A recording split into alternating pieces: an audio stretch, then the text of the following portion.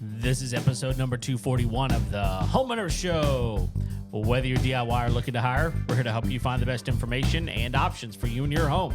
My name is Kevin Hackett, and here with me is Craig Williams. Hello, and welcome to the Homeowner Show. We're so glad that you could join us for another episode of the show.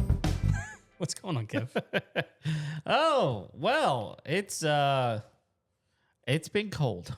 It's been a little chilly. Yeah. Dipped down in the 20s last night. It did. It was, did it go to the 20s? It did. I didn't realize. I mean, the high 20s, but it was there. It's like 28, 29. Okay. Well, it was a little chilly, but man, I don't know. I love this season. Mm-hmm. I've said it multiple times over the years, over our 8.5, how many years we've been doing this. Like I love Christmas. It is my favorite time of the year. Even despite all the traffic, which is insane right now, it is absolutely nutty. Well, and on top of that, I mean, there's just so much of it that if you're not paying extra careful attention, then you wind up on your top, like I saw today on 45 South. Oh my gosh! You saw it? It's completely flipped over. Yeah, completely flipped over on its top. Which who knows? Anything could have happened. But despite that, like I don't know. For the most part, people are in a good mood, and I mean, there's a spirit of giving and excitement, and we got cool stuff happening at church, and my son's going, I gotta buy stuff for my sis, and I mean, it's fun, it's exciting. So, how you doing? I'm doing good, man. Yeah, it's I'm excited. I mean, like Christmas for our family is like a season of busy for sure. Like my wife, I mean, she works. I mean, for people that don't know, my wife is a pastor at our church. She's over all the nonprofit. She's called the Outside the Walls pastor. And so she works with like 12 different nonprofits. And those are just the ones that she's officially partnered with. Right. Through her job at the church. But then there's a bunch of, and so like I think she's doing like 15 different Christmas parties. Like just in the next 2 weeks. I mean, because they got like end of year giving stuff that they're trying to give people opportunity for, but also benefits these nonprofits like crazy. Well, yeah, but like a lot of them that she works with are kids in foster care. Yeah, and so like she wants to jump in and make sure that they have fun Christmas parties for those kids, and that they get to have a good Christmas, and like that they feel a part of the season. Yeah, I mean because that is part of being a foster kid is sometimes you just get placed in a home and like you're just neglected or overseen and like she will not stand for that. Yeah, no, she will not. So, I mean, her and my daughter, I think when I came home this afternoon, there were, I think 15 girls in my house all up there wrapping presents. That's awesome. For kids. I love it. That they're throwing a Christmas party. I think it's tomorrow. I don't know. Well, I can't keep up. We all know that your wife is way better than all of us combined. like if we took all of our best qualities and like put them together, we might come not even close. Actually, she's just so much better than me. She's better than me. That's for sure. She's a great. I mean this is something true to her heart for sure. Oh yeah, like, she wouldn't be any other way. No. So it's good. It's also like exhausting. Yeah, of course. But good, exhausting. Yeah. So and just a season to be grateful. I mean, speaking of which, we need to thank our sponsor before we get too far down the road on this one. We need to give a shout out to True Texas Solar, guys. The end of the year is upon us, and it may be too late, but you need to give them a call and see if you can take advantage of those tax incentives on the solar systems because those are going away. Yes. The time is nigh. And if you want to take advantage of the incentives that the government's going to give you to, get solar on your home and get those whole systems in place, now's the time. Yeah, but it's not just that. This isn't the only time you can get solar. No, it's just that right now there's massive incentives to get it. Right. And if you're going to, then figure out a way to do it now. And I know it's a big decision, and I know there's a lot of questions that are important to be asked. Yes. But I think you might be surprised at how quickly those questions can be answered. Sure.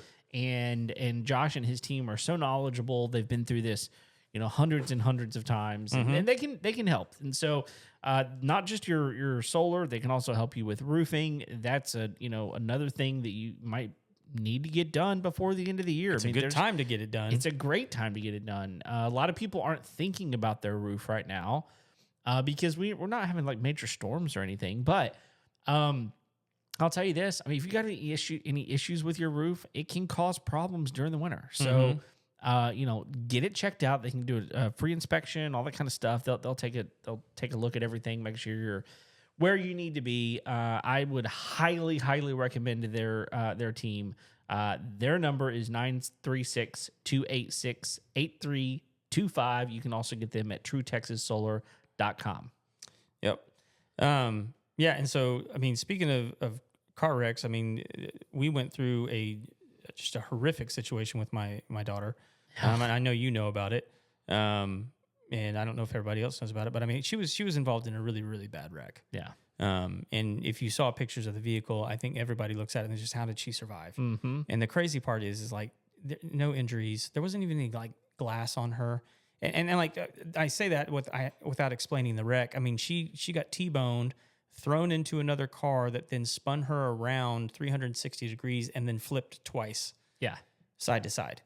And was suspended by her seatbelt in the air. It took, there was an off-duty firewoman in the parking lot next to where the wreck happened, and she came over and popped off the windshield and then got two other guys to come over, and one like laid underneath her while the other guy cut her out so that she could land on him in Unbelievable. Look, I'm telling you right now, if you told me, hey, Kevin, go pop off the windshield, right, I wouldn't have a clue where to start. Yeah. Now, the fact that those people were there and available is just one more testament to how she was being looked out for spiritually, Unbelievable. It was absolutely insane. And like so much so that the paramedics on the scene released her, right? And they wanted to take her in an ambulance, but they couldn't find anything wrong with her. And they said, well, like, we can't make you go in the ambulance, but she really seems okay, but you should take her to the hospital. Yeah. And part of the reason we didn't end up taking the ambulance was because of where the ambulance wanted to take her was a hospital we didn't want her to go to. Sure. So we found a better place to go and got them there. And it took us like an hour to get back to even see the doctor. And by the time she got back to see him, he was asking, hey, what's wrong? She's like, well, she was just in a really bad car wreck. We want to come and get her checked out, make sure everything's okay. And he's like, oh, do you have any pictures of the wreck? Showed him pictures of the wreck. And he's like, what the hell is wrong with everyone there? Why didn't they bring her by ambulance? I mean, this is ridiculous. Right. And he was pissed. Yeah. And we're like, no, they released her, but they told us that we should still take her to the hospital. And he was just furious. Yeah. I was like, I don't know the protocols. I mean, sure. So, who knows? But well, she was fortunate in every regard. And oh, by the way, the other person who hit her is fine as well. Both of the people that she hit are fine. But it's bad. It was bad. Right. Yeah. So, and I know you and I didn't talk about this before the show, but I know that you're aware of this, but we definitely need to talk about it. Okay. Do you remember Alan, the solar guy? I do. That we had on the show? Yes, I remember Alan. Our name has been getting a little bit of attention as of late on YouTube because of a guy named Don Shipley. Don Shipley. Yep. And Don Shipley is a former Navy SEAL. Yeah. And Don has spent, from what I can tell, I've been watching lots of his videos, a significant portion of his retirement career exposing fake Navy SEALs. Yeah. Which apparently this is a thing. I did not know that this was a thing. Well, I didn't either. Why would it be a thing? Right. Like, Craig, we vastly underestimate how horrible people are. Oh, yeah. Like I generally think good about most people. I assume good from just about everybody that I meet. It doesn't mean that I'm not suspicious. It doesn't mean that I'm, that I can get bamboozled really easily. I just assume goodwill. Sure. And I'm actually not like making any claims against Alan because I don't know. But apparently Don confronted Alan over the phone. Yeah. As being a fake. Right. And was using footage from our show to show that he was out in public claiming that he was a Navy SEAL when Don believes that he is not. So we've been getting bombarded with comments on really old videos. Yeah. I think both of them are more than 2 years old. Yeah. So I haven't thought about Alan in a long time. I mean, No. I'm not saying anything bad about him. It's just like, what is going on? Well, and here's the thing. Like, I want to be clear. So I watched some of the stuff as well. Some of the stuff from Dawn, and I don't know. I mean, I've not talked to Alan. I haven't talked to Alan either. So I'll just tell you right now. Like, I'm not one to just go, oh, Dawn must be right. Right. And therefore, Alan, how dare he? Because it could be Dawn who's going, I'm going, look, how dare you, But I don't know. Look, here's the thing. All these people that have been reaching out to us on the show, by the way, thank you for your comments. Sure. We really do appreciate you like watching and looking out for us, putting out misinformation if we are. And if we are, which is not our intention whatsoever. We will absolutely backtrack and apologize for sure. it. Well, I don't know that we have anything to apologize for. Exactly. But I mean, like, because here's the deal. Like, when it comes to business, you and I know how to vet people. sure. Like, when it comes to their business credentials. Sure. Right? Yes. Like, when someone comes in the studio and they start telling us a story about their backstory, their history, I have no reason to like Google that or like background check them or any of that kind of stuff because we're here to talk. In that instance, we were here to talk about solar. Right. Right. So That's number one. Yeah. Number two, I don't know Don. right. I don't know where he's getting his information from. I have reached out to him. He has not reached back out. He's a busy dude. Sure. Like, I'm not saying like he owes me a phone call, but like as soon as I found out, I reached out to Don. Yeah. I don't know him. He doesn't know me, but I wanted to talk to him. I wanted to ask, hey, how are you getting this information? And if it's credible, like, what do I need to do to respond? Sure. Like, I'm happy, like, because look, I come from a military family. That kind of stuff pisses me off. Yeah, of course.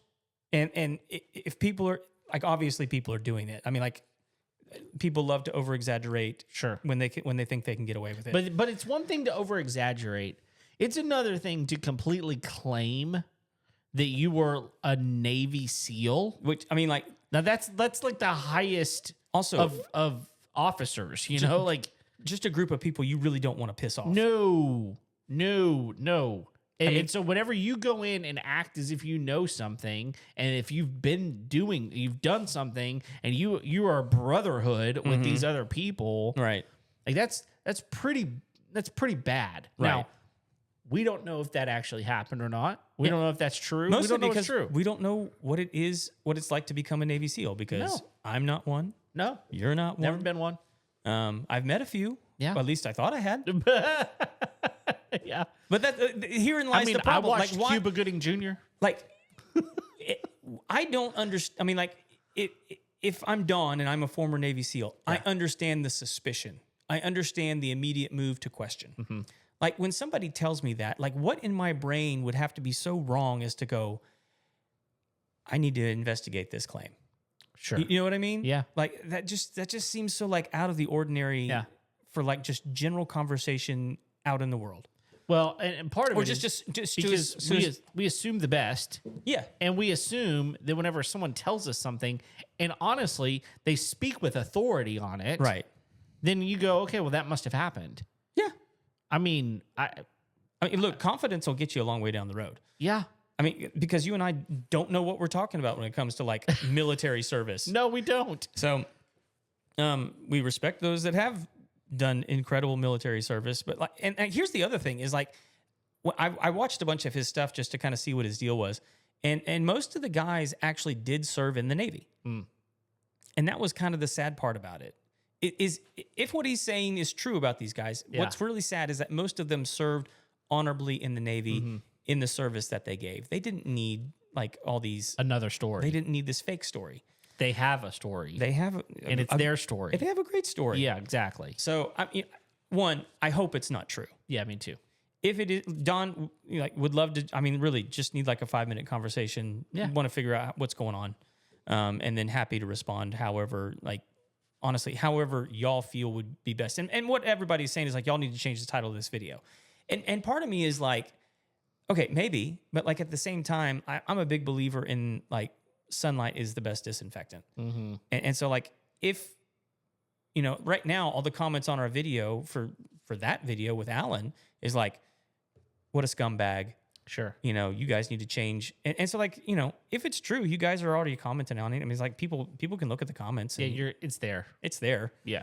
And also, like, it's a pain in the butt to go. I mean, like, it's not difficult, but like, I don't want to go digging back through all those files. Exactly. We don't even edit these videos. I mean, honestly, I'd rather just take the video down. Right. It'd be a lot easier. Sure. So that's something that's been going on here lately. But happy to respond however we can. But right now we're just not going to do anything because we can't confirm it. No. I don't have this guy's resources. I don't even know what his resources are. No. So until then, like, feel free to leave comments, but I'm not changing anything. No. Not at all. But so that's going on. But also the college football playoffs are upon us, my friend. Yes, they are. So it's about to get interesting. It is in a lot of ways because there's so much happening right now with this. I mean, first of all, there's been a lot of drama this year in the college football playoff system because look, people can be upset all they want to about who made it to the college football playoffs and who didn't. Yep. And Notre Dame. Those are the two. Those are the two that are getting the most like exposure from this. Notre Dame's taking it a pretty far step and going, we're not going to go to our bowl because of it. Are they the only one doing no, that? No. There are multiple teams. I was going to say, I thought there were multiple. Yeah, in fact, there's a couple of 5-win teams that are going to bowls because what? Yeah, because there's not enough 6-win teams that are willing to go. I don't understand the what's the end game by not going to the bowl game? I know exactly what it is. Okay. I think this is going I think it's going to demand some sort of an answer. But this is exactly what I foresaw happening sometime in the future because of what has been created with the NIL and the portal. Because what's happened is these players are going, I don't want to play with the legitimate concern that what if I get hurt? I've got a portal opportunity to make millions of dollars by transferring, and I don't want to play if I might get hurt.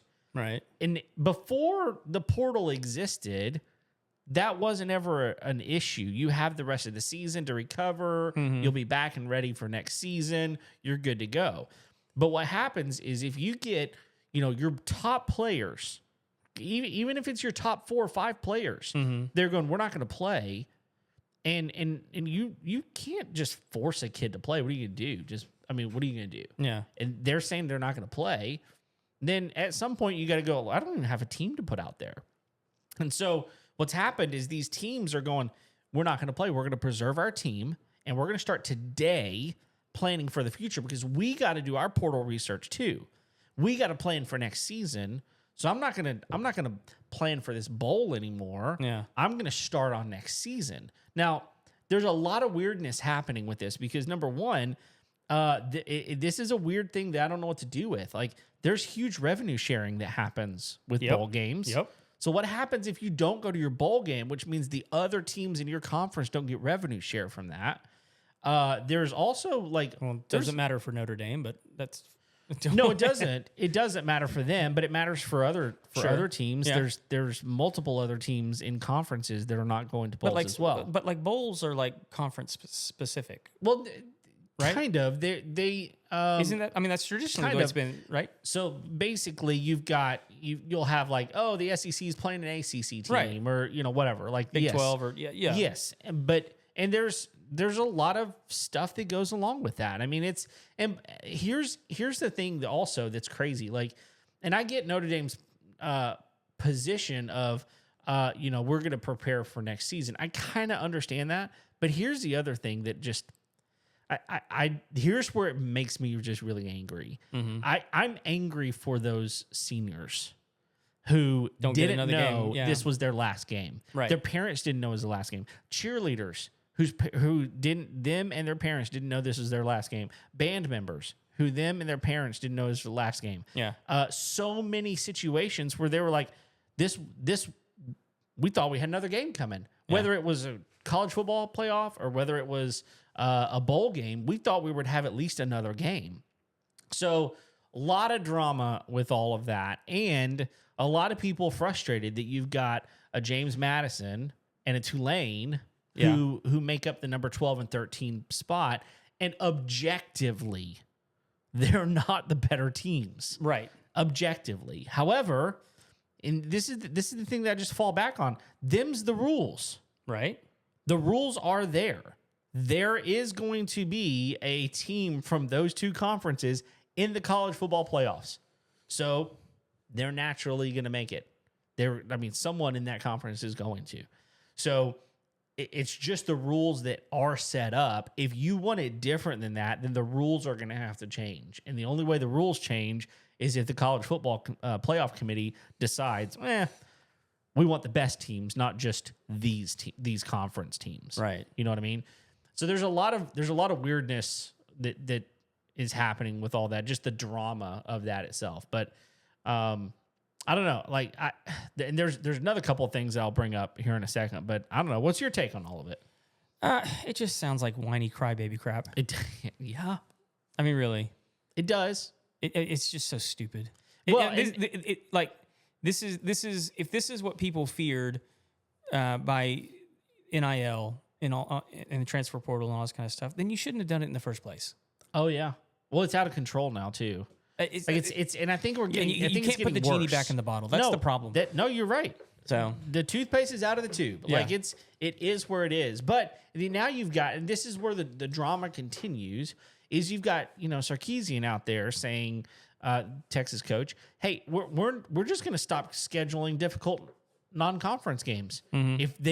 If losing those are going to be a reason that we get not added to the college football playoff, mm-hmm. then we're just going to stop. We're going to do these easy non-conference games like what they say everybody else which does. is bullcrap. Which is everybody else doesn't do that. But I'll tell you right now, Texas Tech non-conference is stupid.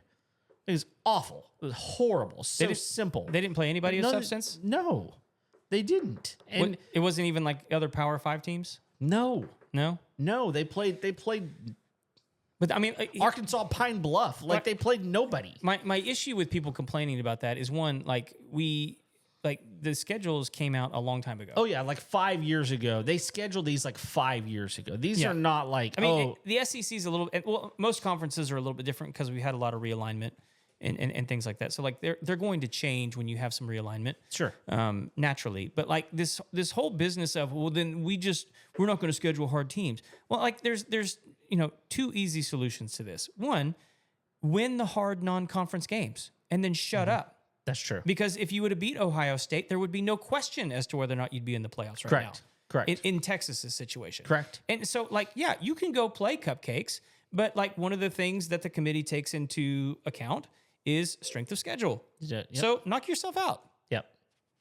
I think that when it comes to strength of schedule, if this is going to be a metric, but you also allow the teams to create their own, I think that if this is a problem, then those people who are complaining about the strength of schedule situation, just why don't you vote or put a proposal out there that the committee chooses all of the strength of schedule. They schedule your games for you. And then it's even, or at least it's level on some, Yeah, I would think good teams would relish the opportunity to play difficult opponents outside of their conference. Sure. Right? Sure. I mean, it did, who was it this year? Florida State. Mm-hmm. I mean, Florida State looked incredible at the beginning of the season. Yep. Why? Because they whooped Alabama. Mm-hmm. Now, did they just fall all over themselves after that? 100%. Of course. Yep, they did. But who's in the playoffs? Alabama. Yeah, exactly. So exactly. I mean, you still look good winning that game. Yep. And yeah.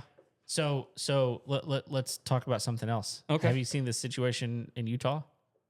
What's going on in Utah? No. So a private equity firm is basically giving Utah $500 million and infusing their system with NIL money and with cash to bolster their wins. Right. And now no longer do we have fundraising and alumni associations and, single, giving from people. Now we've got a private equity firm who has come in and said, we're going to give you all this money. But why? That's a great question. And I think it's this is unprecedented yet. This hasn't happened yet. This is where college football is going. Right? They're wanting to profit off of it. Well, obviously. That's kind of my question, is because like private equity, I mean, that can still be a public company. Yeah. And if they're infusing money into something like that, they are then not operating in the best interest of their clients. I mean, it's fiduciary responsibility. Sure. And so like they can't, like, I don't know of anyone that gives money to an institution like that just so that their team can win football games, because they're not going to get anything back from that other than just like, thank you for. Well, it depends. It depends on what the agreement is, because if they've got, if they've got agreement to where like you have to pay this money back, then it's like, okay, well, that means that we've got that responsibility to make sure that our team is performing at a high level or whatever. But here's the crazy thing, because when this first came out, I'm thinking, okay, when you've got an investment firm like that coming in, guess what? They've got expectations. Sure. They've got performance expectations. They've got money expectations. They probably want control over certain aspects. Yeah, over all kinds of things. Well, it did come out shortly after this broke last week that that the school will still control all of the decisions for the football team. Right. Now, I'll be shocked if that's actually true. But yeah, they want the volleyball team. Sure. Well, yeah. No, but it's just like, what in what world do you know that to be true? Yeah. Where it's like, you know what? I'm going to give you $500 million, $500 million, and I'm just going to let you do with it what you want. Yeah, it doesn't make sense, right? No. That doesn't ever happen. Nope. There's massive expectations. And on top of this, guess what happened? The coach, Utah coach, stepped down. Not for retirement purposes. He's been there for like 25 years. Oh, geez. And not for retirement purposes. He's probably gonna get hired somewhere else. It's like, yeah, something wonky, something fishy, something wonky. Anyway, so that's a weird situation. I mean, it is kind of similar to the thing at Tech. I mean, it's not like that guy didn't have any say in like. Well, see, I don't know. I don't really know what. Honestly, here's the difference, though. Money can tighten a lot of lips. Well, of course it can. I mean, and he gets thanked. I mean, first of all, his name's on the field. Right. It has been for years, though. He gets thanked in every speech, right? Because he is a massive donor, right, to the program. He's also a football guy. Like, he played for Tech. So he is a football guy. So if he has certain advice, it wouldn't be unprecedented to ask him what he thinks in a certain situation. It wouldn't be unprecedented, but it would be like no one asked him before he gave the money. Well, you know what I mean? No, I get it. No, I get it, and I don't know. I still don't know if that. I don't know if that's the case. Sure, I don't either. I'm guessing that's the case. No one knows. But at the same time, like he's infused a ton of money, but he's a person, not an entity. You know what I mean? Like, and so I think that's where the lines become a little blurred, in my opinion, and how it just shows you that this whole system is going to continue to change, going to continue to evolve. When I talk about the toothpaste out of the tube, we're talking about like massive things that can't be drawn back in. We're talking about minor league football here. You know what I mean? Look, I think college football has the potential to become bigger than the NFL. Well, it already. I mean, look, there's a reason that some of these guys. There's guys that are making more money right now, and this will continue to happen than they would make in the NFL. When I don't remember. I think league minimum is like either 300 or 350,000 in the NFL. Well, these guys are making multiple millions every year. Yeah, I can almost promise you the next thing coming down the pipeline. because once you start paying players, and then those players start making more money than they would, or that than a lot of guys in the NFL, you're going to start seeing them have conversations about eligibility, extending eligibility. Well, yeah, because for real, because there's a couple of things happening here. One is it's guaranteed money today, because what happens if you get hurt? Right. So it's guaranteed money today, and if you're investing well, you could be set up for life. And so you're right. Extend it to where I've got more years of eligibility, which, by the way, I still have 4. But there's that. Isn't there like an age? Like, I don't know. I think there's a. I'm not making fun of you. How old am I? I'm just saying. I think there's an age at which they go, no, you can't. Yeah, no. there should be. But there's that where they're making more money than they would in the NFL, which is part of the reason that these guys are staying longer. But here's the other thing that is just mind-boggling when you think about it. You go to the NFL, you sign a contract. Yeah. Right now, if you go in the transfer portal and you get signed, you get accepted to a university and they pay you for your name, image, and likeness. There's no contract tied to that. Right. The next year you can leave.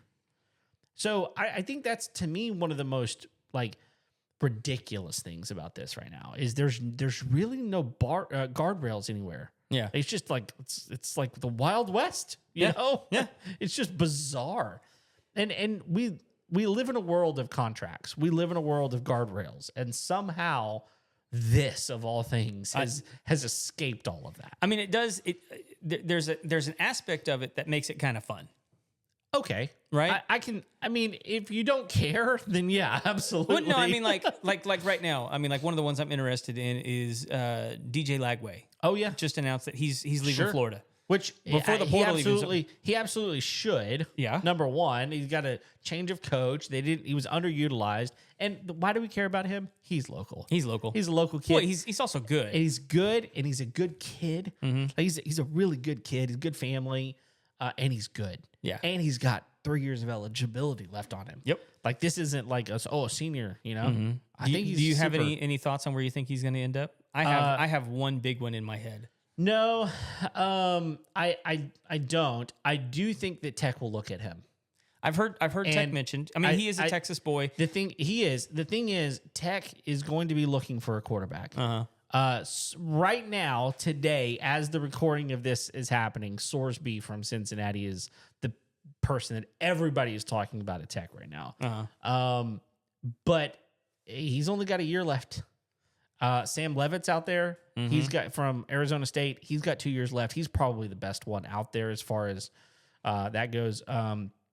You've also got what's that guy from Nebraska? I don't know his name. Riota, something like that. Anyway, he also very good. But now you got DJ out there too. Mm-hmm. This is one of the biggest portal years already. Yeah. Of quarterbacks moving around. Where do I think he lands? I don't know. I really don't. Honestly, I wish he would land at Tech. I wish they would take him just because I think he'd be a good fit at Tech. Because of 3 years, I think he would too. But I don't know. I'm curious what your thoughts are. The big one I have in my head is LSU. Interesting. I think, one, he gets to stay in the SEC. Yeah. 2, there's lots of money at LSU. There is. 3, Kiffin just took the job. He did. And, they don't have a quarterback. Sure. And he's still close to mama.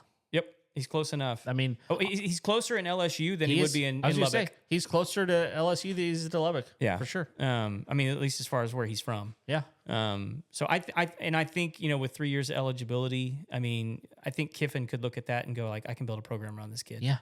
Well, and again... I know people that know him. I don't know him personally, but I know people that know him who coached him. Mm-hmm. 2 people, actually. Very, very good friends of mine. He's the kind of kid that you could build a program around. Yeah. Well, and like, I mean, Kiffin's an offensive guy. Yeah. I mean, considered the best. Yeah. I don't particularly care for him. Sure. I mean, just like not because I think he's a bad coach. I mean, his personality and his lack of integrity. He's a bit eccentric. Well, not integrity, lack of loyalty would be, which to me is a form of integrity. Yeah, I was just gonna say those are thin lines sometimes. So that kind of stuff just irritates me. Yeah, I don't understand how you leave a team that made the playoffs. I don't either. I don't get it. I mean, no, especially and not only that. I mean, rumor is that they were willing to match what LSU was gonna pay him. oh, I'm sure. So now you're talking dollar for dollar. A team that's already there, you're already loved in that area. Yeah. It is a rich area. Yep. I've been there. It's nice. Not that LSU isn't. It's different. It's different. It's different. But I mean, he has his reasons, and he look, laid them out. I don't know what he said. I mean, but I can imagine the bottom line is LSU's been to the show and Ole Miss has not. Well, that's basically it. And he's been at Ole Miss for a while too, right? Oh yeah, like 5 years. 5 years. The main thing he said is that I've got more backing here than I would have at Ole Miss. I have more opportunity here to make it to the big show than I do at Ole Miss. Yeah, and which I'm looking at it going, you got the opportunity this year, and the one you moved to didn't. Yeah, I mean, so what irritates me about that whole move, because I know part of the calculus in that is LSU is a better brand. They've been to the big game. Sure, they've won the big game. Yep, and they've done it more than once. So I know that I can probably go and do it there. Yep. That's exactly it. If you would have stayed, there's a chance you could have become legend forever. Absolutely. No matter what you do at LSU, you're still going to be in the shadow of your former boss. Like, no matter what. Yep. In fact, he called him as soon as it happened, or probably before. I think he helped. Coach O was calling him going, hey, I mean, it's part of it. I don't know. I meant Saban. Oh, well, I meant Saban. Yeah. Okay. That's fair. Because Saban won a title there. He did. Go do it, Kiffin, but sure. Your boss already did it once. Yeah. And he did it multiple times at another school. You're just going to be in his shadow. Yeah. You know where he never won one? Ole Miss. That's you know true. He's never won one? Ole Miss. That's right. I mean, you could, look. And so, to me, it's like... They're not going to win this year either. You don't... Probably not. Probably not. Although they are playing Tulane the first game, so they're going to make it to the quarterfinal. LSU Junior. Yeah, that's right. That's right. Yeah, they're probably going to make it to the quarters. Yeah. Look, I mean, of the people in the first round, I think they have the best shot to make it all the way. Okay. Well, yeah. I mean, I don't know. Maybe. We can get Maybe. we can get into it. I know why you're brushing up at me about that, but I out of all of them, I think they have the easiest path. Even more so than Oregon. Well, I don't know, man. They got to play Georgia in the quarterfinals. Maybe. Not maybe. If they win, they play Georgia in the quarterfinals. Did they play Georgia? Yes. I thought they played Georgia. Indiana. No, that's Oklahoma or Alabama. Or Alabama. To me, that's the hardest road. Okay, so they got Georgia. Yeah. I wasn't thinking they had. I was thinking they had Indiana. Yeah, I know that seems backwards because they're number one, but sure. And because then they've got to win against. So if they win, let's say they beat Georgia, which could happen, I guess. Sure. Then they have to beat either Miami, A&M, or Ohio State. Yeah. Which is that's going to be a tough slog. I think that section of the college football playoff is the hardest section, because the other section is James Madison, Oregon plays Tech.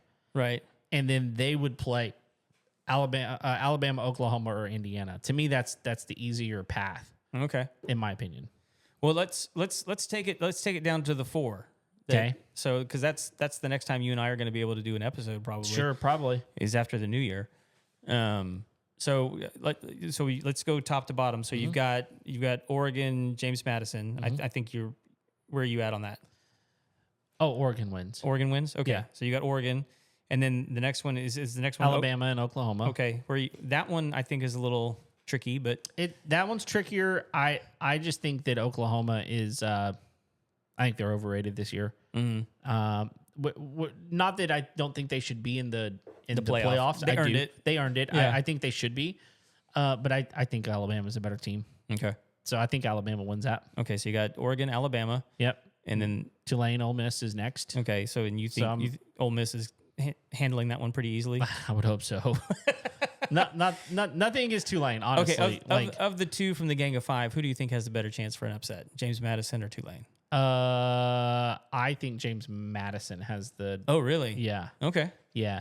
Only because I think Oregon's not played the harder teams to prove themselves. Okay. Oregon has one of the best defenses in the country, without question, and they've got a high-powered offense. But I think they're more susceptible to being beat than Ole Miss does, okay. and just in general.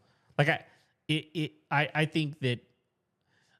Anyway, it's going to play into what I'm going to say later too. But sure. I just think I think Oregon has been exposed a little bit this year, in that they've only played like one difficult team, in my opinion. And so that's my thoughts on that. So we got Oregon, Alabama, Ole Miss, and then Miami. The toughest matchup that I think is Miami A&M. Yeah, of the first round, I think Miami A&M is probably the toughest game. I think A&M handles them though. Really? I do.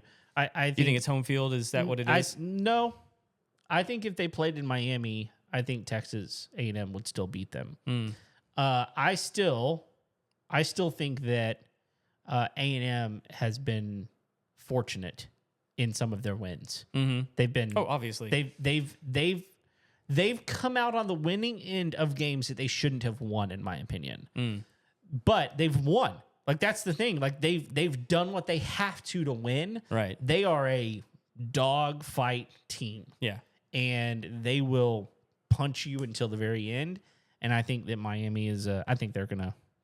Honestly, I think that it will be a 2-score game.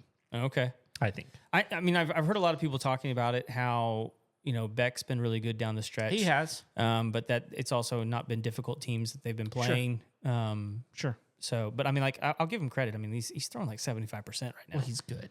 I mean, he is good. But I think what it's going to come down to is when you start matching up, and not necessarily offense against defense, but like just put offense against offense. Like, there's just too many weapons on A&M's side to contend with. Yeah, they're. I mean, if you look at the two, the weak part is Reed in comparison to Beck. However, both of them are really good. They're both really good. They're different types of quarterbacks for sure. And Beck can't run. That's what I'm saying. He's not mobile. No, and Reed is highly mobile. Very mobile. Yeah. But like, hasn't been as much this year, but like has been when he needed to be. Yeah. But then like, Miami has an incredible wide receiver. Yeah. They have one incredible wide receiver. A&M probably has 4 top tier receivers, but like they always talk about the pair of Concepcion and Craver. But the other two behind them, I mean, like they would start on just about any SEC team. Right. So, and I was looking at how many receivers have touchdowns on A&M's, and it's like 12. Wow. And so impressive. It's not like those guys are beasts, but like they put the ball around. They're spraying it around. Yeah. Which is a problem. I think that's one of the biggest problems. Well, because who you covering? Yeah, you know exactly. What I mean? Yeah. I was actually listening to a guy talk about it today. He goes, Miami's only chance is they got a double team Concepcion, and I was like, do it. Well, yeah, because if you do that, just throw it to somebody else. I mean, that's the thing. Anytime you double someone, this is true in any sport. Basketball is maybe the worst. You double team, you throw out of it, and you're exposed. Right. But football, it's similar. Once you start double teaming, it happens a lot, especially in the NFL. You see it a lot in the NFL where you start double teaming. But the problem is, like, in the NFL, they still throw it to those guys. Yeah. and so those guys still catch the ball. And they still catch the ball. Yeah. So, but Concepcion, he's good. There's no doubt. But like, it's just weird because he's not very big. No, he's a little skinny dude. I actually think the thing that will make the biggest difference in this game is whether or not Le'Veon Moss is available. Okay. If he is, that's fair. If he is, I think it's game over for Miami. Yeah. If he's back and he's healthy. Yeah. I mean, he's just a wrecking ball, man. And they haven't had him for most of the season. I think if Moss had been available, the Texas game would have gone completely different. Maybe. Yep. You know, and again, that's not to like downplay the other running backs that they have. They have some good ones. Yep. That have all handled the ball. Yeah. But, you know, so I'll go with you on that one. I think A&M is going to do it. I don't know that it's going to be a 2-score game. We'll see. I hope. Sure. I hope it is. Sure. I hope it is. All right. But I'll tell you where everything changes for A&M is how they play in the first half. Oh yeah, because their first half play for the majority of the season has been it's been slow. Yeah, that's what I would say. They come out slow. Yeah. So I mean, which was weird in the Texas game because like they were up. They were, but like it still wasn't a great half. No, it was not a great half at all. But I think you're right. But that's the one game that I would say truly they didn't start slow on. Mm-hmm. The rest of the games is like, man, what's going on? What's going on? Yeah, and then the second half they just South Carolina. What? I mean, like I don't even know. Like that one shouldn't even be like considered like when you're talking about them because it's such an anomaly. What is? I mean, happened? How many teams come back from that far behind? Nobody does. It's stupid. Yeah. It's like I don't even like to like think about that one. It's I'm happy that they won, but it was like, dude, I was so pissed off after the first half. Well, I texted you, and I if you remember, my text was like, "Spoiler, this is the spoiler team. That's what they do. South Carolina is a spoiler team." Yep. And I thought that was going to be the game that they lost, and it wasn't. Yeah, it wasn't. So, but anyway, all right. So I'm with you on all of those. I'm picking Oregon. Okay. I think I wouldn't be shocked if Oklahoma I wouldn't either. pulled an upset on Alabama. Sure. Just because their defense is so good. Yeah. And Alabama has struggled this year on offense. It's fair. It's a good matchup. Yeah. But I do think you're right. I think Alabama's the better team. And is Alabama at home or is Oklahoma at home? Oklahoma's at home. Oklahoma's at home? Yeah. That could be like a significant factor in this one. Could be. But I'll pick Alabama. Yeah. Just because OU sucks. We want them to. Yeah. I'll right down the line. I'll go with you on that one. And so then we would have Oregon Tech, and then Alabama and Indiana, and then Georgia and Ole Miss, and A&M Ohio State. That's right. All right. So let's go from the bottom then. So A&M Ohio State. Okay. What do you think, or what I think? Yeah. What do you think? I think A&M loses that game. You think A&M loses that game? And here's why: Ohio State is not going to be slow. Mm-hmm. They're not going to come out slow. They just don't. They haven't. Mm-hmm. They haven't yet.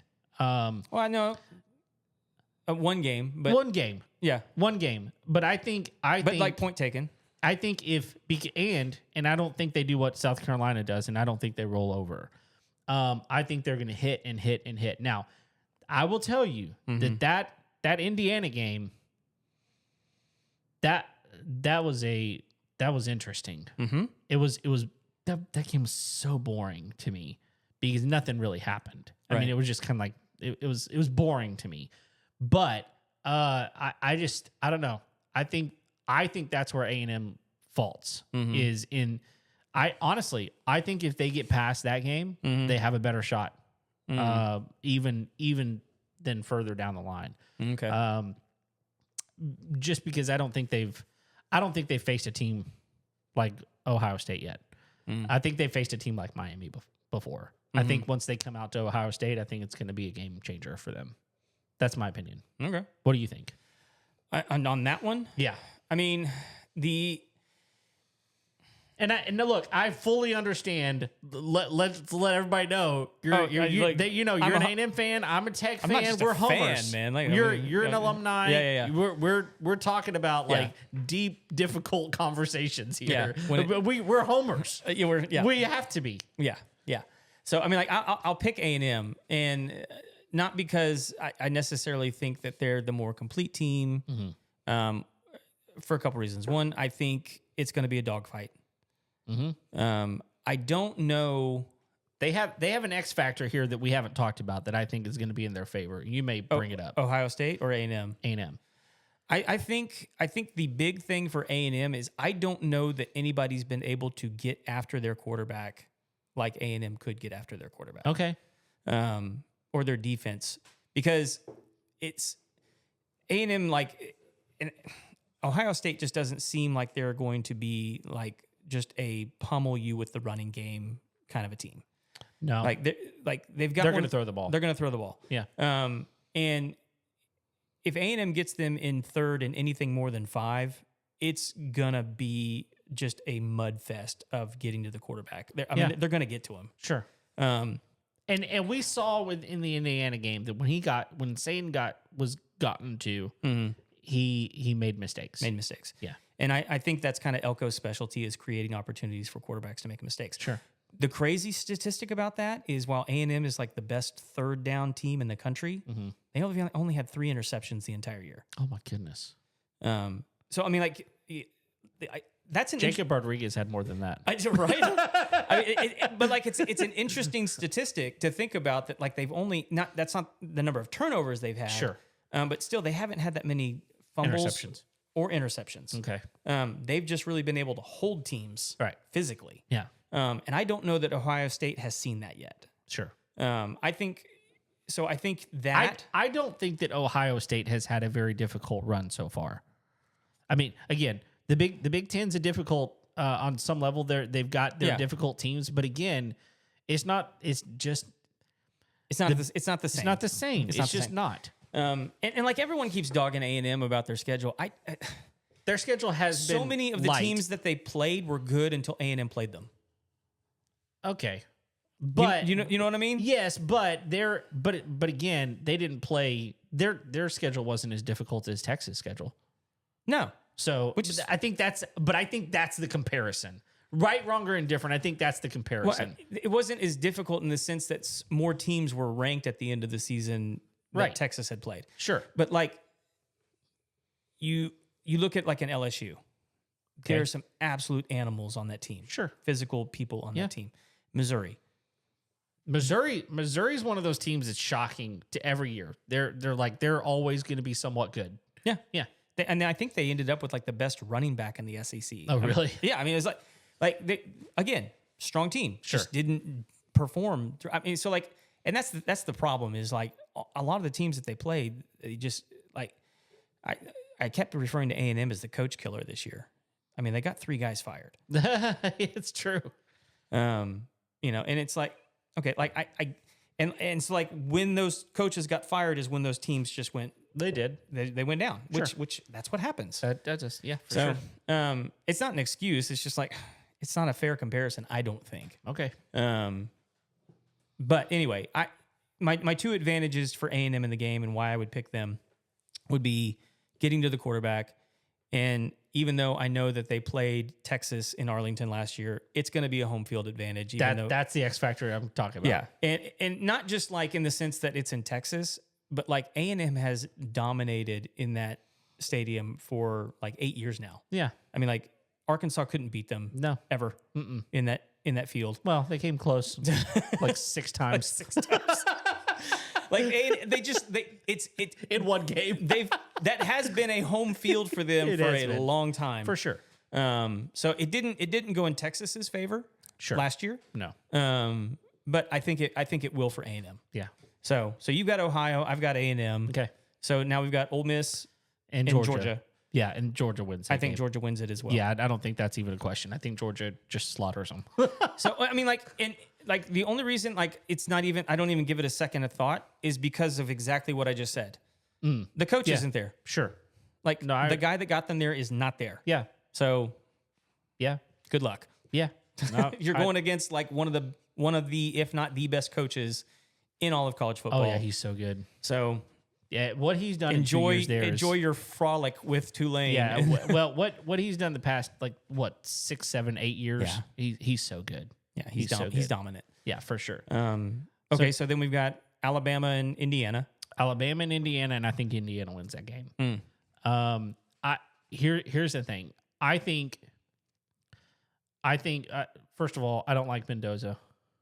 You don't like him? No. Why? I just don't want to ever hear him talk again.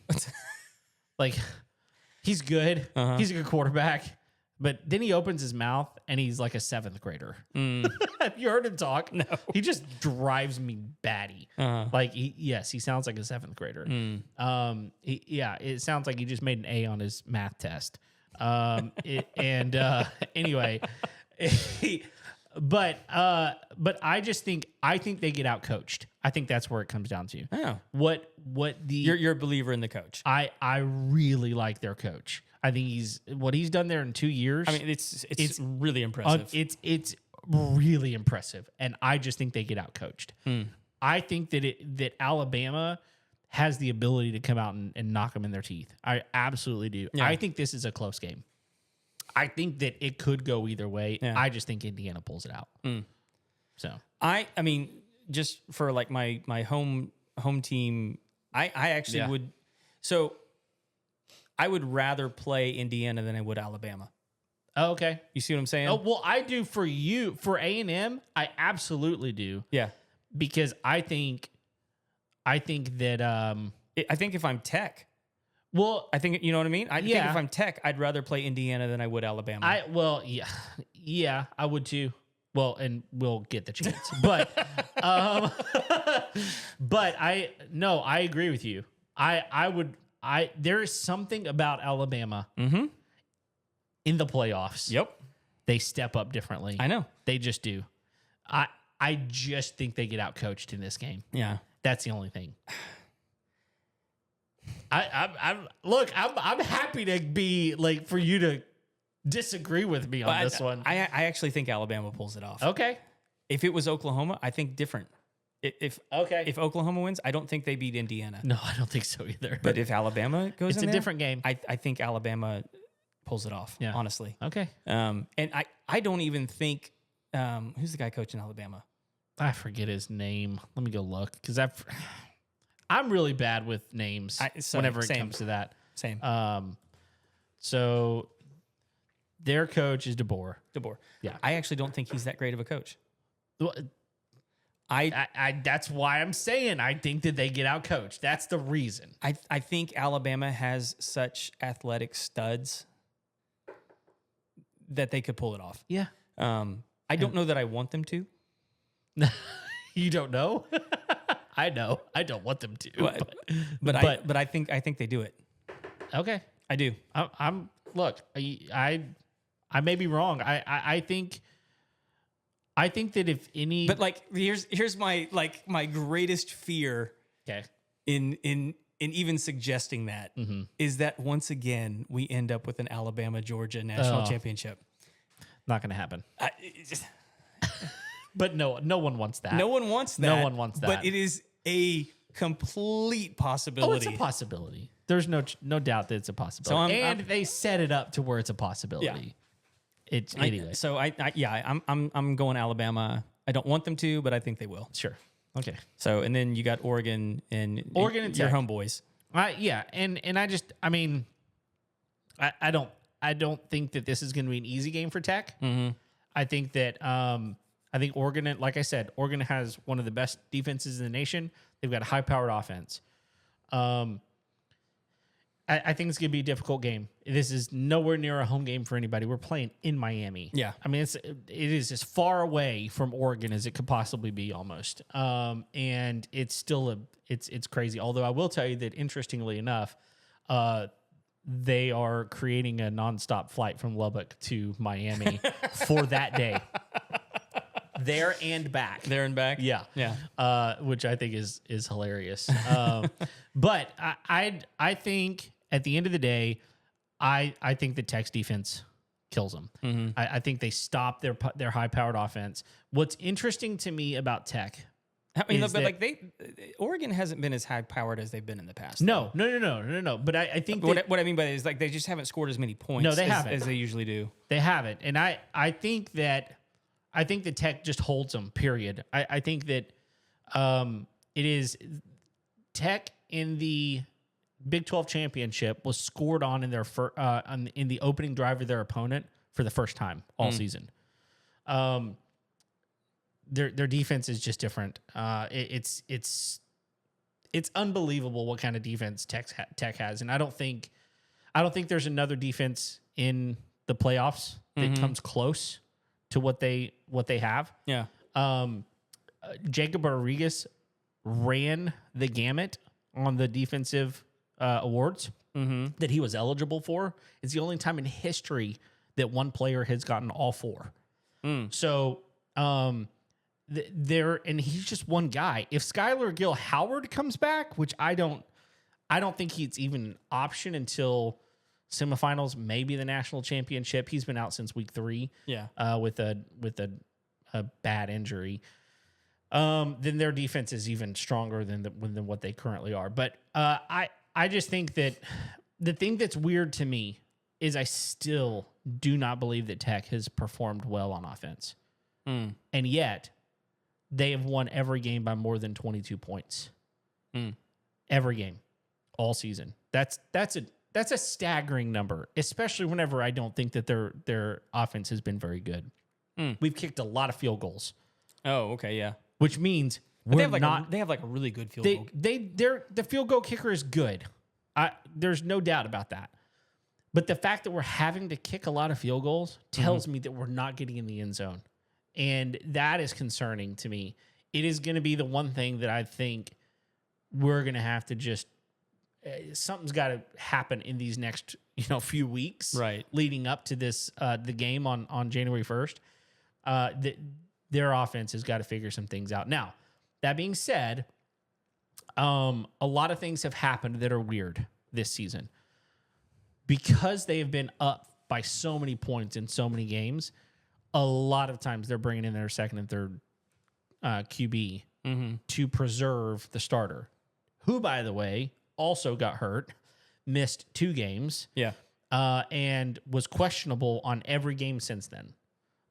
The second string quarterback got hurt, out for the season with an ACL. So now we've got our second guy is our third guy, and then we've got a fourth guy too. And I think our starter's made of glass. I've said it all season. I think he is our weak link on the entire team. Is our starting quarterback. I like him. I want the guy to be successful. But I think these weeks leading up to this game, him being healthy is going to be really, really important. Yeah. And if he can get healthy, then I think it's going to be I don't think it's going to be a contest. I think that Tech wins pretty handily on this game personally. What do you think? I agree. My only hesitation and I've talked to you about this before. My only hesitation in picking Tech is that Oregon gets a cupcake In the first game? as a warm up. Sure. That's fair. And that Tech will be kind of cold. That's fair. Coming into the game, and Oregon will just be kind of ready to go. I was just going to look through Oregon's schedule real quick. They played Indiana, and it wasn't a blowout by any stretch of the imagination. But they were ranked higher than Indiana at the time. They were. Yeah. The only time they really blew anybody out was the biggest one was Oklahoma State, but who didn't blow them out this year? Right. Everybody did. That's the thing. I don't think that there's much comparison. Yeah, because when they played tough teams, the score has been really low. Yeah, I don't think there's a lot of comparison here. Yeah. To me, the fact that Oregon's ranked number 5 is a travesty. I think that they should be down where Oklahoma or Alabama is, personally. But I know that record dictates them being higher. It does. That's the reason. Yeah. And I get that. And so it is what it is. Yeah, because they have one loss, right? Yeah. Yeah. To Indiana. And it was a somewhat close game. Yeah. I mean, I will put it on upset alert, but I think Tech wins it. So mostly because of their defense.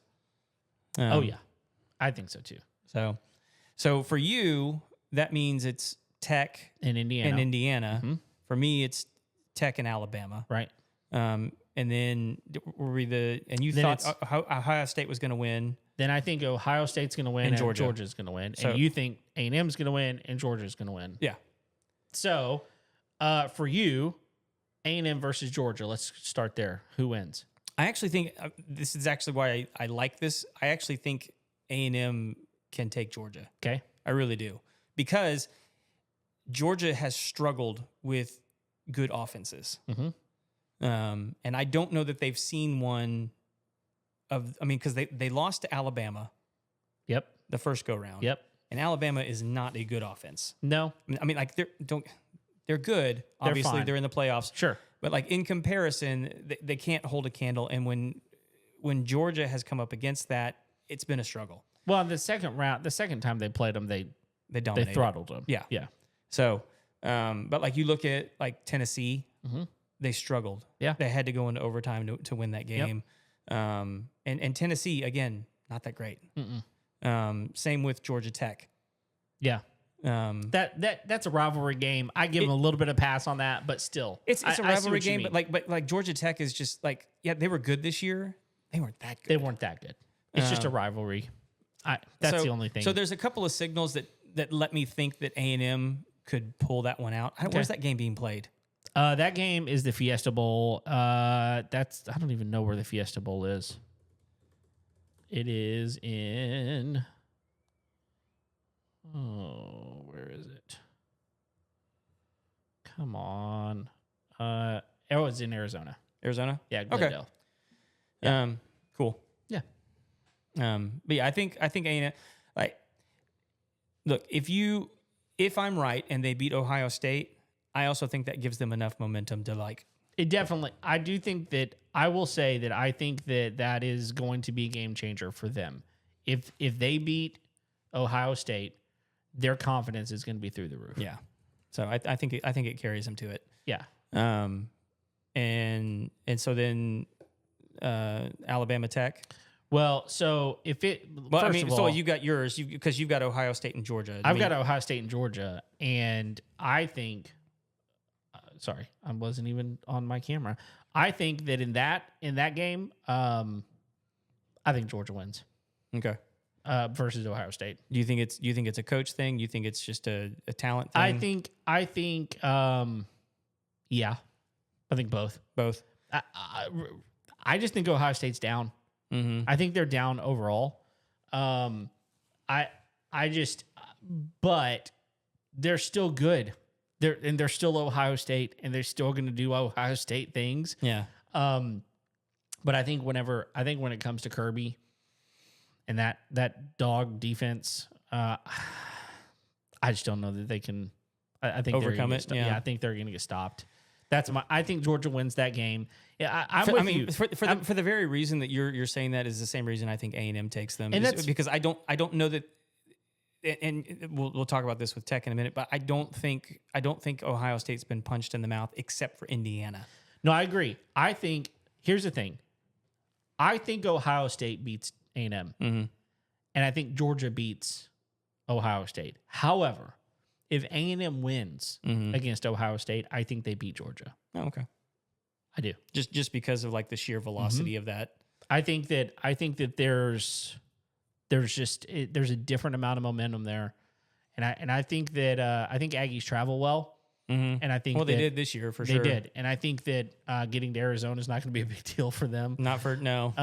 So I think that's my opinion how that falls. Either Georgia wins if A&M loses to Ohio State, and I think that A&M wins if Georgia. If it's A&M and Georgia, I think A&M wins. Yeah. What if Ole Miss were to upset Georgia? What do you think then? Do you think Ole Miss could take Ohio State? No. No. If Ole Miss beats Georgia, they've won their game, their second game. I think. I just think that's where they end. I just don't think Ole Miss has the. Yeah. I think they've got two things against them, right? They don't have their coach, and they don't have. I just don't think they have the team. Did you pick Indiana, Alabama? I don't think you did. I didn't. We never talked about that. We didn't? So no. Oh, I don't okay. think I'm so. sorry. Did we? Well, I know we talked about Tech and Oregon. We talked. I just kind of figured we Oh, already. no. So against. Oh, did I pick against Alabama and Indiana? Is that what you're asking? No, that's right, because you picked Indiana. I picked Indiana. And I picked you picked Alabama. I picked Alabama. So let's do that then. So we both picked Tech. Mm-hmm. You were a little reluctantly. No. I understand why. No, it's just I put them on upset alert just because of Oregon's cupcake. Sure. I think it's a good opportunity for them to get revved up, and Tech will have been sitting for what, 3-4 weeks? 3.5, really. I mean, like that's crazy, man. it's a lot. It's a lot of time. So anyway, it's a lot a of long time between hitting people. Yeah, that's You know? true. But it's the same amount of time that A&M will have set before they hit somebody. For their first round? Yeah, Yeah. it's the same amount of time. It's just shifted because A&M didn't have a conference game. Yeah, but what my point is, like, I don't think anybody questions whether or not Oregon's going to beat James Madison. No. Right? It's a cupcake game. So, but A&M and Miami, they'll have been sitting for the same amount of time. They will. So, like, it's even Stevens as far as I'm concerned. Like, Oregon's not going to have any problem with James Madison. No. Tech's going to be the one that hasn't touched anybody. Sure. When Oregon comes in. that. So that's why I think it's a little different. Sure. But But you still pick them. So I still pick Tech. So Tech. I'll go first. Tech versus I think Indiana wins that game. So Tech versus Indiana. I think Tech wins. Okay. And again, I just don't think Indiana's as good as people think they are. Mm-hmm. I watched the Indiana Ohio State game. It was boring. Yeah. There wasn't that much not much happened. There wasn't that much excitement. There wasn't a lot of big plays. There wasn't a lot of big hits. There wasn't a lot of sacks. There wasn't so much that I was going, oh my goodness, these teams are overwhelmingly good. Yeah. I think that the Big Ten overall is down this year. And so to me, again, I will say it. I think Tech's defense stops Mendoza. I don't think he has a chance against their defense. Mm-hmm. And I don't think he's seen a defense like Tech has. And so I don't think they score as many points. Therefore, I think Tech wins. That's, to me, the game changer here for them. I wanted to go back through before I finalize my thoughts here. I'm curious because first of all, I mean, you've got two that I want you to talk about. I'm curious if Indiana and Tech play versus if Indiana and Alabama play. I mean, sorry, Tech and Alabama. Tech and Alabama. Yeah. I said it earlier. I think Tech does better against Indiana than they do against Alabama. That's just my opinion. Right. So I'm banking on You're banking on me Indiana. being wrong. I'm banking on Indiana losing. I mean, winning that game. Let's see here. Yeah. What are you looking for? I'm just looking to see like who they played. Okay. That's an interesting one. There's really only two interesting ones here. Thus For far. Indiana? Yeah. Yeah, I mean, the two that are interesting to me is Iowa and Oregon. Yeah, well, Iowa, I think Iowa got the shaft at the beginning of the season. Sure. Because they weren't ranked. Yeah. Yep. And so we've talked about this. If in the preseason, if you're not ranked, you have to claw your way back in. Yeah. And I think Iowa was way better than people gave them credit for. For sure. I think I agree with that. What was the other one? Oregon. Okay. So which was a pretty close game. It was. Yeah, I mean, I think if it's Tech and Indiana, I think Tech handles them. But like I also the critique that you bring to Indiana, I think can also be true of Tech. Okay, in which way? What's the defense? No, that they just haven't really played anybody all that. Okay. They just haven't played anybody that good. And like Sure. I think the best one on Tech's resume is BYU And Utah. At the time, Utah I know was, they were ranked. Yeah, but they were at the top of their game at the time. Mm-hmm. Like they were playing really well at the time. So but those are the two games, and I'm not saying the Tech's had any crazy great resume here. They don't. But BYU, which stinks. and I think. Utah. I mean, like it does. I mean, because they're in a terrible conference. well, it could be a good conference. I don't know why. It could be, and I think it will get better. I think it's going to get better. Once Ohio State comes back, I think some things are going to get better. TCU has been good. Ohio State. What do you mean? I said Ohio State. Oklahoma State. TCU has been good. Baylor has been good. Which, by the way, Baylor is a place that they're talking like DJ Durkin could. Okay. I mean, because his dad played there. Lagway. Sorry, DJ Lagway. Yeah. Um, So no, the Big 12 has the opportunity to be decent. which I mean, if he did come back to the Big 12, that would be it'd be a strong signal. It would be. I mean, but you're talking about him going to Tech, Sure. which I think would be a terrible move for the conference. Sure. No, I don't disagree. But I will say that there is something to be said about the way Tech beat BYU twice. Oh yeah, BYU's a good team. they were a good team. They're well coached. They're disciplined. They're good. Yeah. And they handled it both times pretty big. Yeah, I think the big difference between BYU and like an Indiana is the quarterback. Sure. It's just a totally different animal. Oh, they're very different. Yeah. And so I don't. Although BYU's quarterback is a freshman Yes. and Is a the monster. he's a monster. He's huge. Yeah. But he got shut down by Tech. He's just a different animal. I Yeah. don't know. I don't know if the Heisman hype around Mendoza is legit. Oh, it's not. You know, I don't. I mean, I know don't- he won. I don't. He did, but I don't think the best players were there. but I don't even know who they would have been. I mean, Well, I don't know either. It was just- 100%. But I don't think that he's. I don't think he's everything that people tout him to be. Mm-hmm. There's a lot of things that I'm going. This guy's just not. I don't know. I think he did a lot of great things, but I'll put it this way. One of the stats that I saw it said this: congratulations to Fernando Mendoza, 24th in passing yards in the country, one game with over 300 yards passing, comeback victory over 3-6 Penn State. He truly refined what it means is to win the Heisman. But that's true. yeah. Like here's what he did. And I think this is why the Heisman exists. And so for that, I give him some credit. He is the reason his team is where they are. I don't think that Indiana is where they are without Mendoza. And I think that's what the Heisman is. The Heisman is who is the one person in the country, The biggest difference maker. biggest difference maker on their entire team. But the truth is, he's not that good.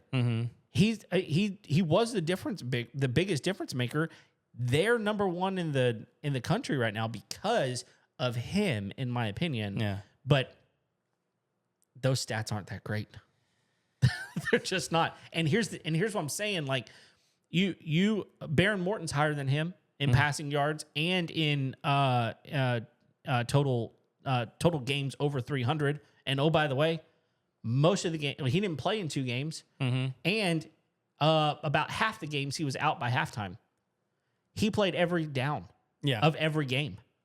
So these numbers, that's why here's the thing I tell people about numbers all the time. They don't tell the full story. Sure. Never. Yeah. They never tell the full story. Well, not to get off track, but like, do you think that we ought to hold off on the Heisman until after the national championship? No. Really? I mean, like, there's just so many games in the playoffs now. But I mean, think that's it though, is like where you start in the playoffs. I realize that there's a lot, but I don't even think that rankings should be affected by the championship games. I think rankings should be frozen before championship games.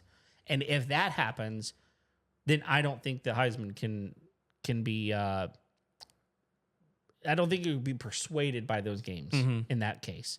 So for me, that's the reason. It's not because I don't think that they're important or that that one guy may not be the reason that they win. I just think if I'm in favor of freezing the rankings before the conference championship games, then I can't also be in favor of the Heisman going all the way. That's it just seems weird to me that you have 4 more games to make your case That's true. as that person. Yeah. And those don't even come into consideration. They don't. Which I think is weird.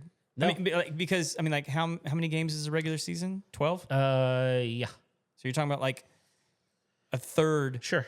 of your season not being considered. Which, by the way, No, I mean a little bit less than a third, but I will say this though. I also think that him winning the Heisman puts a target on his back in a couple of ways.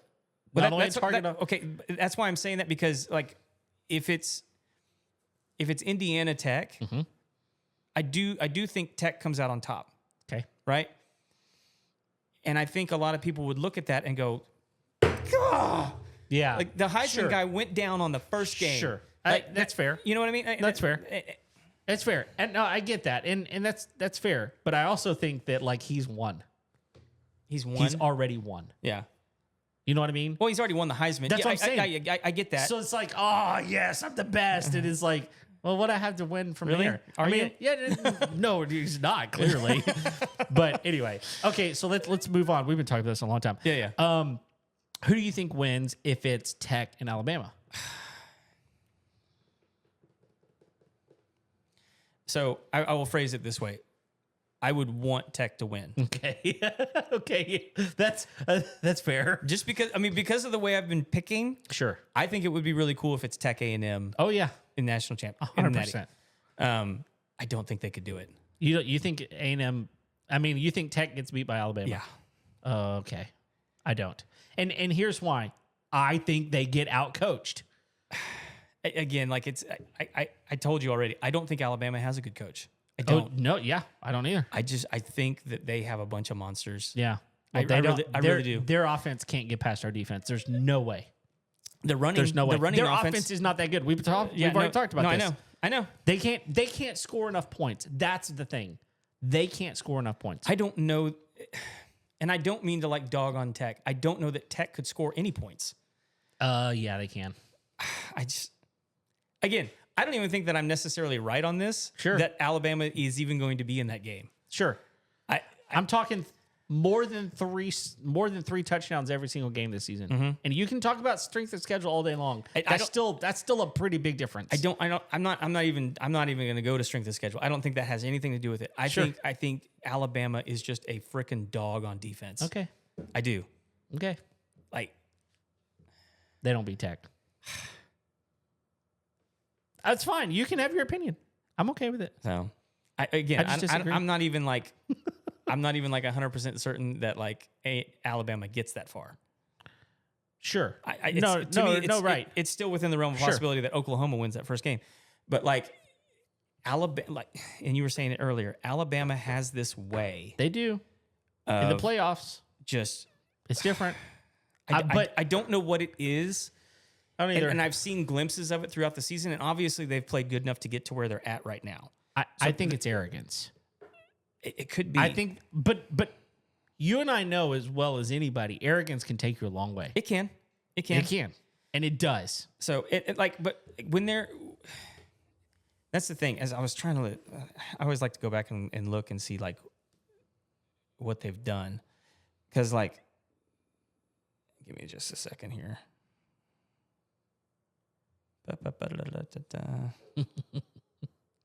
It's good radio here. Where is it? Where is that game? Which one are you looking for? I'm just trying to pull up Alabama. Okay. In general. Just in general, yeah. Okay. Oh, I hate this app. So, I mean, I got their schedule right here in front of me. Okay, here I got it. Finally. Okay. Yeah, man. I mean, here's the thing.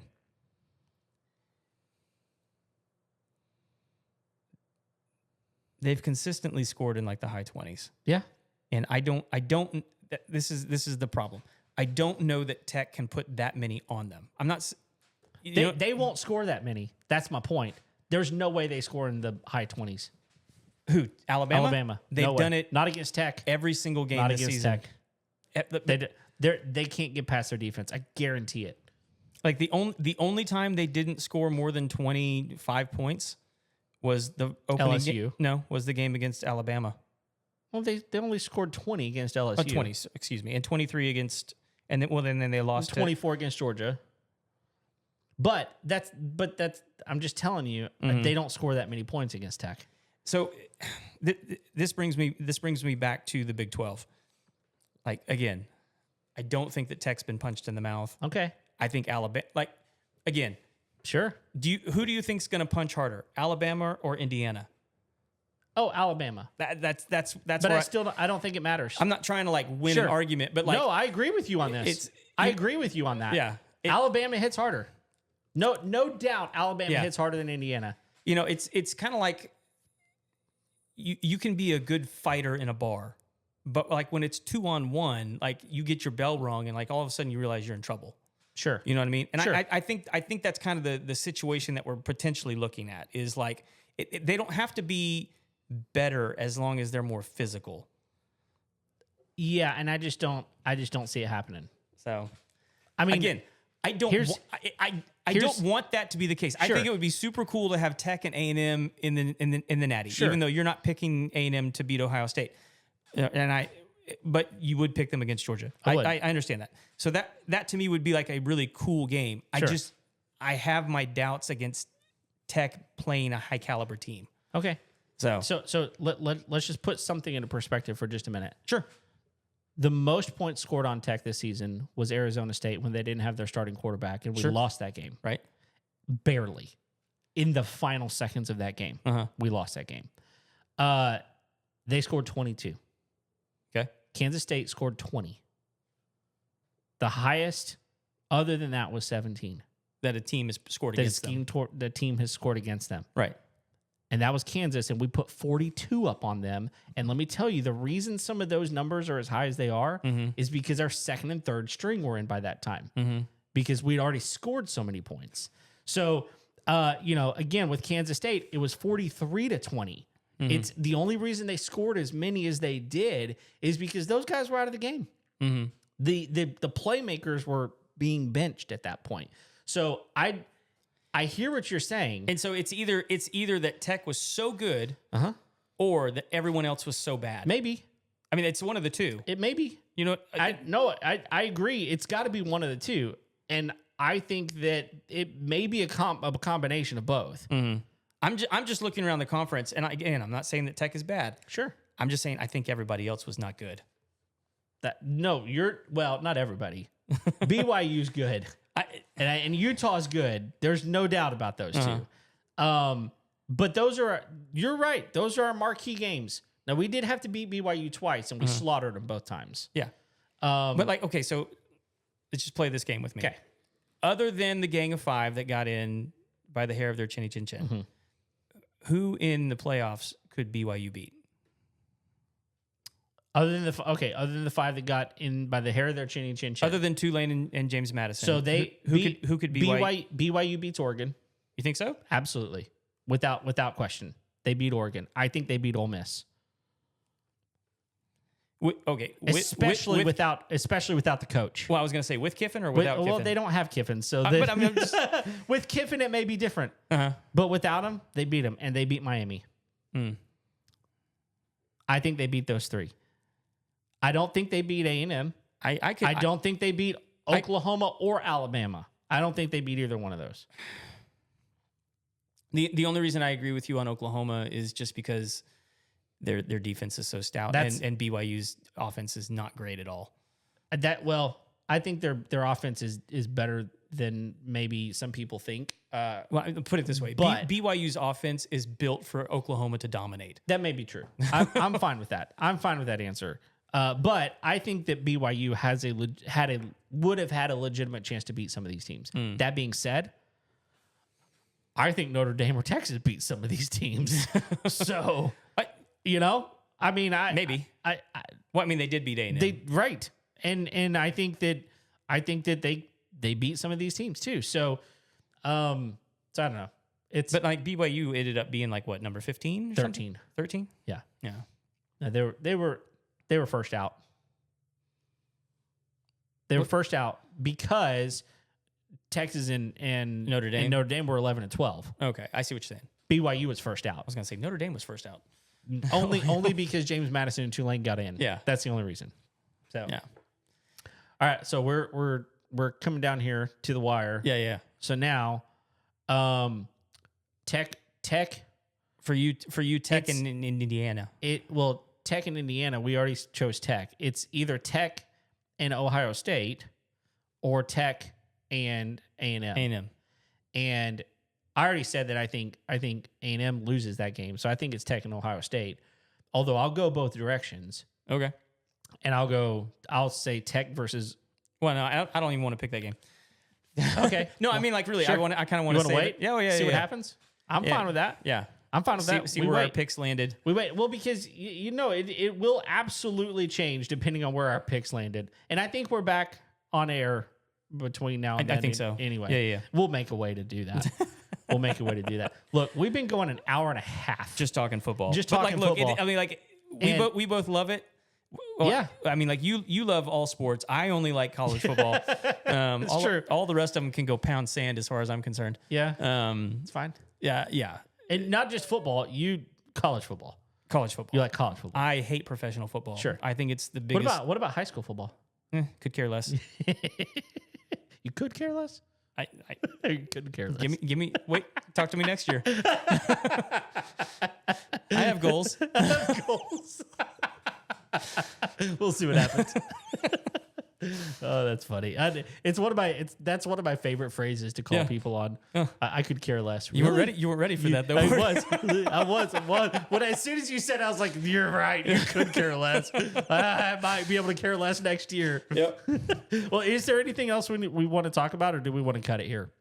I mean, there's all kinds of crazy stuff going on in the world, but like, do we want to name any of it? Because there's a couple of things that are bizarre. I mean, like we all woke up this morning to Rob Reiner being murdered. It was the worst. And like it is the worst. I mean, just a crazy talented director, actor, And his wife. and his wife. I mean, at the same time. Yeah. I mean, and right now, allegedly, their son has been arrested, and everyone's saying he did it. I don't know that he did. Yeah, we don't know. But it's just horrible. This goes back to the Don thing. We don't know. We We're don't not going know. to speculate. That's what other people are I speculating. just know that it's a tragedy that he was murdered. Absolutely. I mean, he was. I think he was 78. Yeah.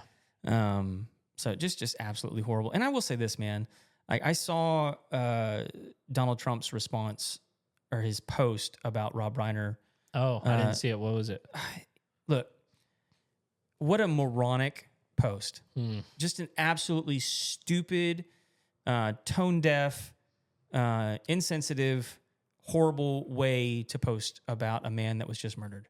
I just put it that way. Shocker. I mean, and I'll usually try and give people the benefit of the doubt when they do stupid things, but like that was just dumb. And part of it was that Rob Reiner had been like after him most of his political career, and I don't care. No, that doesn't matter. I don't A dude care. just died. So I'm sorry. I mean, your response to that should have been, "What a horrible tragedy! What a talented man! Rest in peace." Yep. That's all you need to say. Yep. And what he said was just stupid. So, there you go. You can think what you want about my political beliefs, but I thought he was absolutely moronic and dumb. Yeah. On that one. Yeah. So, and I think he's been dumb on other times, but this one was really dumb. So, but we've also got Crowder out there telling people his 6-point plan for making housing more affordable here in the U.S. I don't know that it's a great plan. The one that I thought that was really, really good that came out of that, and so, Crowder, I'm going to give you props on this one, is giving the first year's mortgage on new first-time home buyers as a complete tax write-off. I love it. I thought that was brilliant. I did too. The one I didn't agree with, I mean, the rest of his points, I thought they were okay. I don't know that it's going to solve the problem, the overarching problem of housing just being way too expensive. But his first one was, and I understand what he was targeting in this statement, but he was saying that he thinks that they should make it a rule that corporations can't own residential real estate. Yeah, there's problems with that. There's big problems with that. And maybe he needs to be more specific, and so maybe I could get on board. But like I know he's targeting foreign entities investing in American real estate. Sure. Which that is a massive problem. You and I would agree that that's a problem. Look, especially whenever it comes to first-time home buyers. Well, I mean, in general, it is. The reverse is just, it's not true. Yeah. For like American corporations can't own land in Mexico. Yeah. I mean, it's just like other sovereign countries just recognize the value in only allowing their citizens to own their land. Yeah. And so I understand that aspect of it. But like just making broad stroke suggestions that corporations shouldn't be able to own or invest in residential real estate is a big problem. It is. And you and I have talked about this, but why? But I mean, because individuals can form corporations Absolutely. that they hold their real estate portfolios in. Absolutely. I mean, like investors have been doing this for years and years and years. And like, okay, it's legal to do that. It should. It's advisable to do that. Highly advisable. Yeah. It is and should be legal to do that. Right. You know, people don't understand the purpose of corporations. It's to shield the individual from having their personal assets seized should there be an incident with the business. With the business. That's exactly right. That's the whole point of these things. Yeah, because like perfect example, if you don't know, if you don't have a corporation and a limited liability corporation of some sort, there's multiple iterations of what that looks like. Yeah. But if you don't have that, and let's say that you come to my house, Craig, and let's say you don't have that set up. Yeah. You're just a person. You come to my house and something happens. You spray my house. I come home, my dog's dead. I can sue you for killing my dog. Yes. Now, you can try. I can try. But if you don't have a limited liability set up, I can come after your home, your vehicles, any assets you've got beyond that, retirement funds, all this kind of stuff. The inverse is actually true as well. It is. It absolutely is. But with a limited liability set up, I can only take stuff in the business. But really, it's the business that did the work. It wasn't Craig that did the work. And so that's the purpose of it.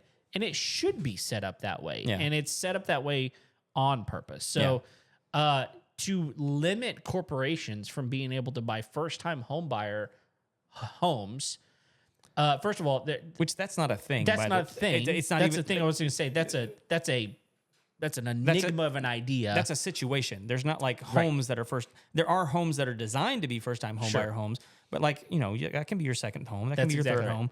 That's right. But but to put it in perspective, and I think this is the most important thing to understand. Let's take a 1,600 square foot house, 3-bedroom, 2-bath. This is the type of home that a first-time home buyer could buy with theoretically a lower amount of money. Right? Theoretically, it's what it should be. If I'm an investor and I'm looking to rent homes out, that's not a bad home to buy. Right. So that I can rent it out, especially if I've got a heart. If I've got a heart and I'm just not just a money monger, then I go buy a 1,600 foot house and I sell it to, Susie and Joe that just got married and they need a place to rent. And they rent it out for a reasonable price until they get enough money to be able to buy their own home. And I can do that over and over and over. And I'm actually being helpful. Yeah. But if we limit a corporation from being able to do that, then that would never happen. Right. And all of a sudden, that's the one thing that I think his intentions with that are right. I think the nuance of that has to be changed. Yeah, I think all that really needs to be said about that is like foreign corporations. Correct. I think you say that people are gonna their hackles are gonna go about because we do have large American corporations that are buying a lot of residential real estate. Right. And I'm sorry, like, yeah.